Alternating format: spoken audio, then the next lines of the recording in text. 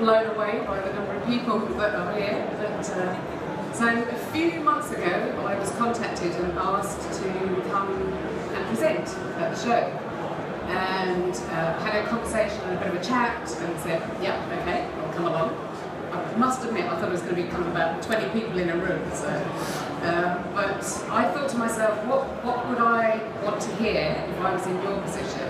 And so what I've done is I've put together a few different things that I think will be helpful to all of you in your ITSM journey. So, who am I? So I've worked at a number of large organisations, currently at Vodafone, and I've worked on both sides of the fence. So I've been a service provider as well as a receiver of services. I've had in-source teams, outsource teams, matrix teams, every different combination that you can think of. And in terms of roles, primarily leadership around strategy, transformation, operations, delivery. And today, that's going to be me, giving the magic. So what am I going to cover? So I'm going to talk just a little bit about change versus transformation, because I think these two things very often get mixed up. And I believe personally that there's a big difference between the two. And I think the mindset that you need to have when you're approaching the change versus the transformation is quite important. So I'm going to talk about that. I should have asked, can everybody at the back hear okay? Am I speaking loud enough? Right, good. I'm then going to cover a use case story about a failing service desk that I adopted a while ago and picked up and transformed. And I'm going to talk a little bit about how that transformation went and some of the lessons learned from that.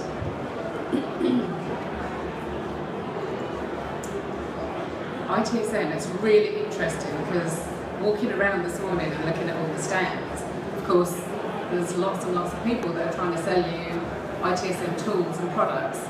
And I'm going to talk about some of the projects that I've picked up and run around ITSM and some of the lessons learned that I hope will help you when you're going out and selecting and thinking about your ITSM journey that you may be about to start. And then I'm going to talk about the future. So I've been doing a little bit of work with some of my colleagues and thinking about what the service desk might be like in 2020.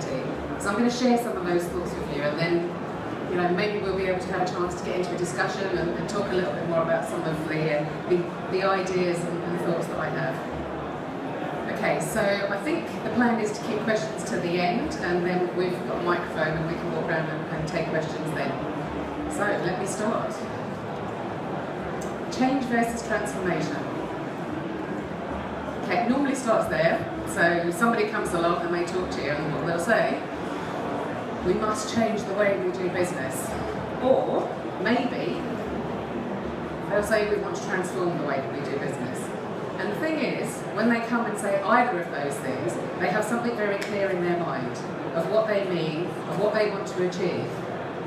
Now, generally, when we're talking about change, it's fairly incremental, it's small, it's adapting the way that we do something today, it's improving. And it's kind of on a very different level as to when we're talking about transformation. For me, transformation needs to start with a vision. You need to have that vision, you need to have that understanding, and everybody that's going to be involved in the transformation needs to share that vision with you. And more importantly than anything, this person has to share that vision and have that vision as well. Far too often, you're asked to go away and transform something as if it's something that you are capable and able to do on your own. You need to have the leadership and you need to have the support to be able to give the leadership to everyone that's going to be involved in that transformation. And some people may not agree, but I think transformation needs to be at speed. I think the important thing about transformation is you need to do it quickly. You need to achieve results quickly. Okay, that's the life cycle of a monarch butterfly. Now it takes 1 month from start to finish. That's what I call a transformation, going through all of those stages. Far too often, that is what becomes a transformation. And that really, as we all know, is more of an evolution and takes a very long time. And if you find, and if you think now today about your transformation projects that you've got, that you're stuck here, you need to move out of this mode and move into this mode very quickly.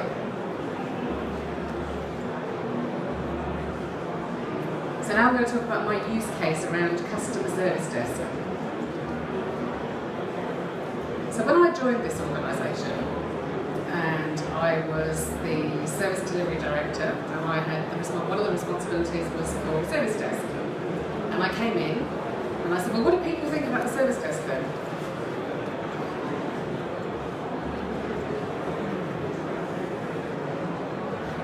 That was it. That's what they thought of the service desk. Satisfaction was at 37%.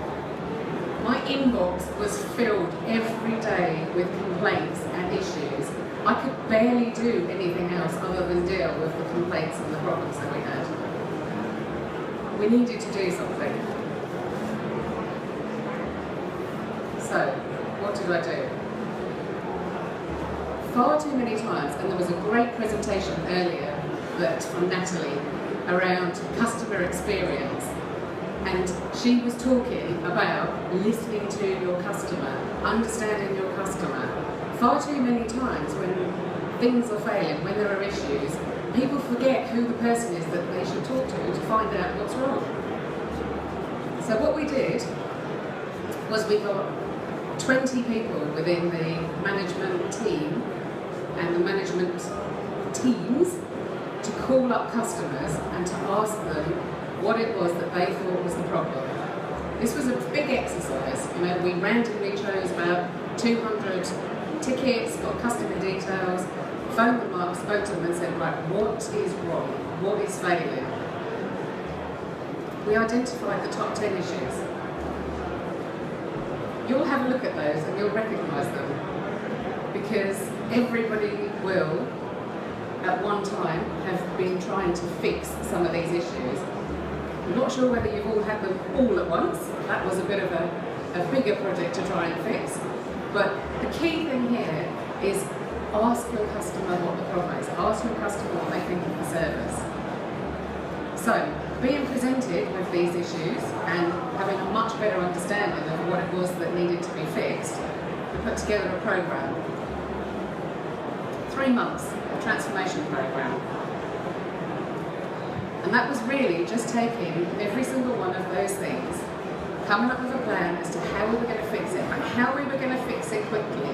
We weren't going to create lots and lots of large teams of people who were going to have lots of meetings and lots of workshops and come up with all sorts of ideas. It was just, what should we do? What can we do to make it better? How can we do it quickly? In 3 months, we got the CSAT from 37 up to 63%. Customers were happy.